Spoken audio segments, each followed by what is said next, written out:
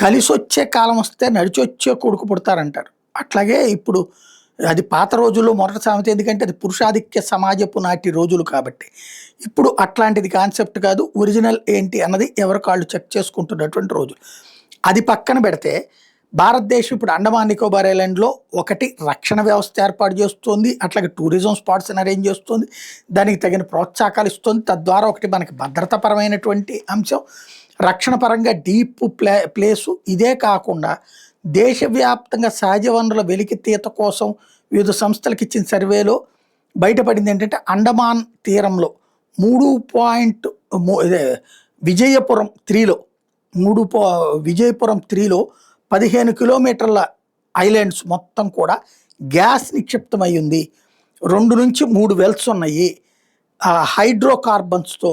అది గ్యాస్ కింద కన్వర్ట్ చేసుకోవడానికి సంపూర్ణంగా అవకాశం ఉంది అన్నటువంటి విషయం తేలింది. తద్వారా అండమాన్‌లో గ్యాస్ దొరుకుతోందనమాట.